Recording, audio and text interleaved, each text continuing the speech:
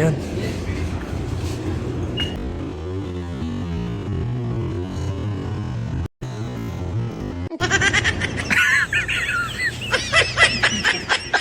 Luto na yung aming arroz caldo. Pakita namin sa inyo yung presentation ni Engineer sa Ang malakasan na arroz caldo. Wow! Sarap, yummy! may puto, may chicharon ni Mang Kanor, may itlog, at syempre hindi mawawala yung dahon ng sibuyas. Right, kain na tayo mga buddy! Alright, thank you! Kain. For today's video, ito naman ang ibabahagi namin sa inyo. Bali, magluluto kami ng arroz caldo. At ito yung unang pinagagayat sa akin ni Engineer. Bali, ako yung nauna kasing umuwi kasi siya mamaya-maya pa.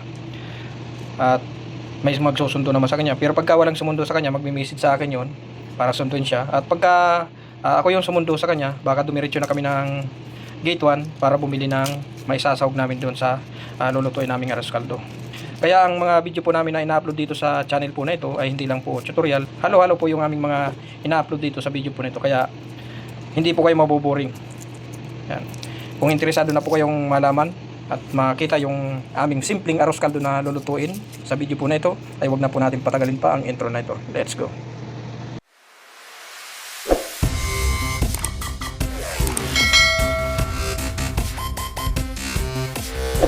Ayan, after ko nga matanggalan ng balat itong mga bawang na ito, so gagayatin ko na ito ng maliliit dahil sa arroz caldo, di ba masarap po yung mas maraming bawang na sinangag. Kaya ito po yung gagawin ko, tatanggalan ko na ng balat itong mga bawang na ito at gagayatin ko na ng maliliit para mamaya isasangagin na lang. At kung mapapansin po ninyo, yung aking paggagayatan ng bawang is takip lang, plastic, takip ng Tupperware ito. So wala pa po kaming binibili na plastic na sangkalan dahil hindi naman po kami permanent na nagluluto dito kasi room po namin ito. Yan po yung pintuan. Pag minsan napipilitan lang po kaming magluto dahil minsan di po namin nagugustuhan yung luto po sa kantin, kaya nagluluto po kami ng ng pagkain namin. Kaya continue ko lang po itong pagtanggal po ng balat para magayat na po ng maliliit itong bawang. Para mamaya ready na siyang isangag.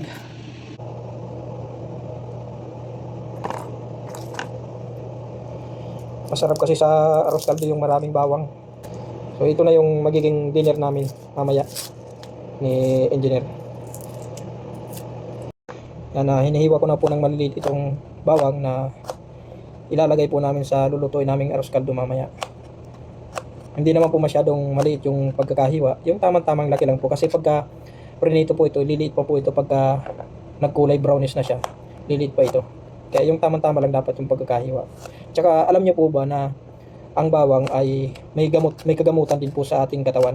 Lalong-lalo na po doon sa may mga sakit na high blood. Kaya dapat pala mas marami yung bawang natin nakakakita ko po sa inyo yung pagkakagayat ko. Ayan. Hindi naman po siya masyadong maliit, hindi naman na malaki. Tamang-tama lang yung pagkakahiwa. Kasi pagka prinito po yan, liliit pa po ito. Mga bawang na ito. So, masarap po yan sa arroz caldo. Maraming bawang. Ayan pa yung iba. Siyempre sa arroz caldo, di po mawawala yung nilagang itlog. Ito, may nilagang itlog na po kami. Ayan. Ayan, nabasag lang yung isa kasi nahulog. Ayan. Ayos na to. Ito na yung tatlong buo na bawang na tinanggalan ko ng balat kanina. So ayan, nagayat ko ng lahat. Parang sa tingin ko ay kakaunti pa. Siguro mga another na tatlong buo ulit na bawang para ganito ulit karami pagka ginayat. So malalaman natin yan mamaya pagka dumating na si Engineer. Actually may bigas na nga po pala dito. Ito yung sinasabi ni Engineer na lulutuin na arroz caldo. Yan, malagkit. Hahaluan po ito ng natural na bigas. Ganito rin karami. Yan, malalaman natin yan pagdating ni Engineer mamaya. Yan, nasundo ko na nga pala mga buddy si Engineer dun sa opisina namin. Bali hindi ko lang nabidyohan. So ngayon nandito na kami sa tindahan na pagbibilhan namin dito sa gituan ng ipansasahog namin dun sa lulutuin nga naming arroz caldo. So pakita ko sa inyo yung tindahan na pinagbibilhan namin dito. Ang tawag po ng tindahan dito sa amin ay Bakala. So yan na binibilhan namin dito sa gituan. So puntahan po natin si Engineer, nandun na yun sa loob. Kasi sabi ko sa kanya susunod lang ako. So videohin natin kung ano yung ginagawa ni Engineer doon sa loob, kung ano yung mga pinipili niya. Ay, tara. Asa na yan? Ayan.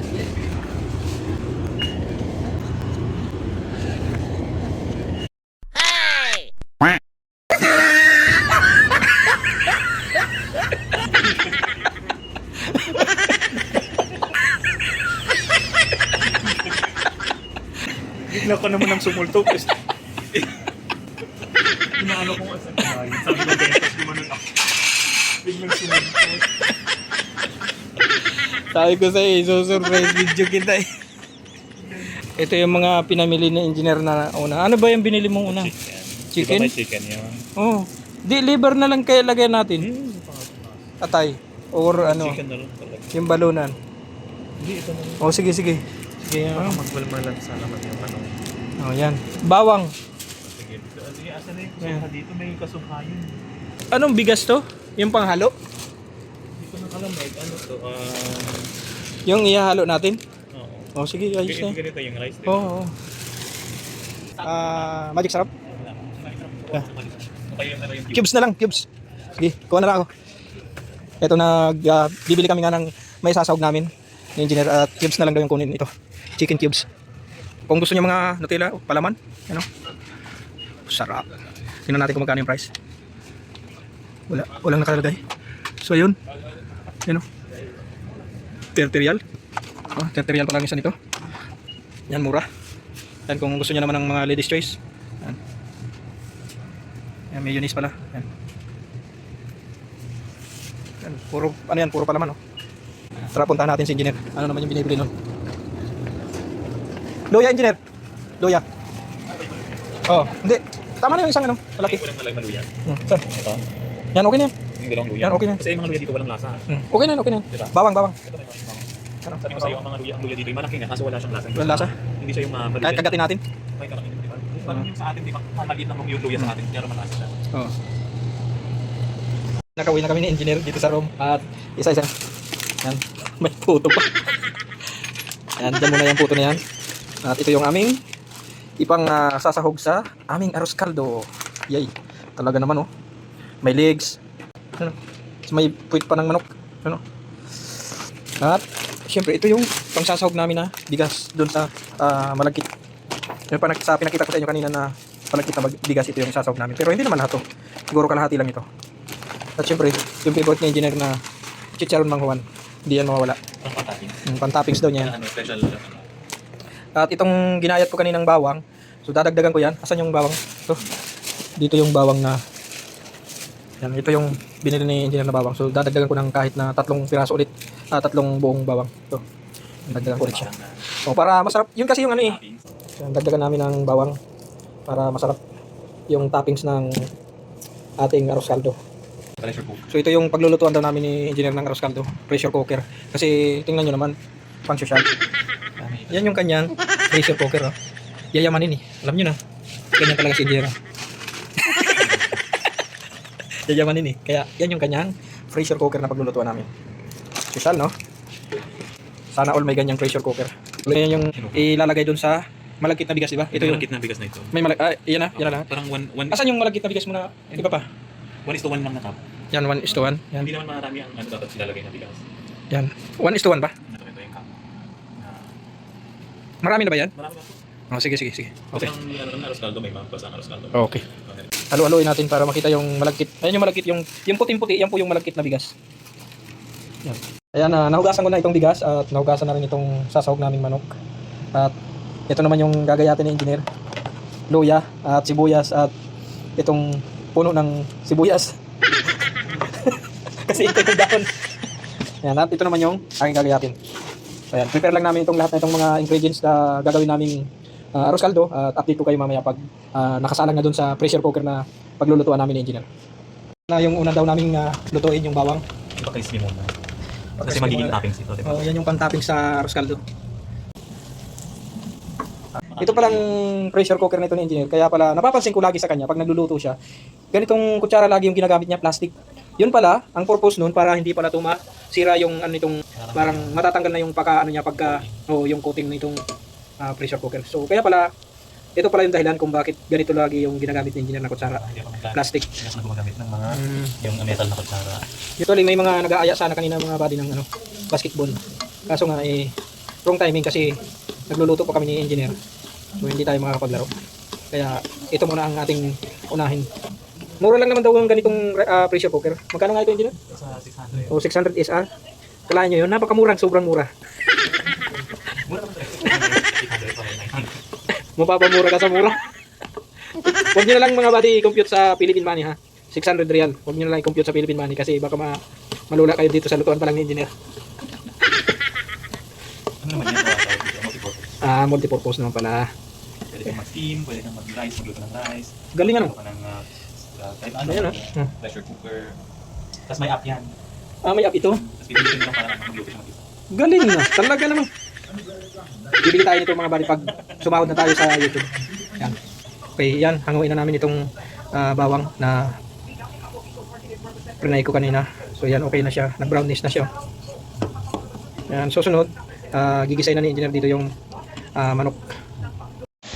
So ito na yung luya at sibuyas na ginigisa ni engineer. Ilagay So natin. yan na yung manok. Ano laki naman ng chicken, di mo na ano? Okay na yan, para tigit-tigisa. Iba pag mga mga alas-alas, di ba? Ng mga maliliit. Yan na yung 1 kilong manok. Okay, update ko lang sa inyo mga buddy itong niluto namin ni engineer na arroz caldo. Yan, tikman natin itong arroz caldo. Sarap. Siyempre, dahan-dahan lang. Yan, lagyan natin ng toppings. Tapos itlog. Siyempre, huwag nating Pipirin. tipirin yung kain natin ngayon. Siyempre may puto tayo. Ayan. Tapos yung green. Tapos itong dahon ng sibuyas. So ito na yung aking arroz caldo. Kompleto na yan. May dahon ng sibuyas, may bawang, siyempre itlog, at puto. Okay, that's it. Kain po tayo. Siyempre, kapag ka medyo natabangan kayo, mayroon tayong patis. Ayan. Pinoy patis. At kapag siyempre medyo bumabara na sa lalamunan, meron tayong Pepsi. Yan. Siyempre hindi mawawala yung mga pantulak na yan. Yan, kain tayo mga buddy. Sarap. Welcome to the Philippines na. Ito yung magpapasarap ng gusto dito, yung lemon. Dati nga, suka-suka lang nilalagay namin. Hindi ka naman ano. Suka na may sili.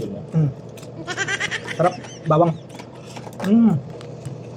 So ayan, sa lahat ng mga nakapanood ng aming simpleng luto na arroz caldo. Yan, maraming salamat. Siyempre, bago po natin tuluyang matapos ang video po na ito, sa mga hindi pa po nakapag-subscribe sa aming channel, ito po yung aming YouTube channel. At siyempre, huwag po natin kakalimutan, pindutin itong bell all para mas updated po kayo sa mga upcoming pa naming video. At siyempre, engineer, anong masasabi mo? Ito, basta like and subscribe na lang po sa ating lahat. Yan. Sana mabusog po kayo sa aming camera. Maraming salamat at God bless po muli sa ating lahat.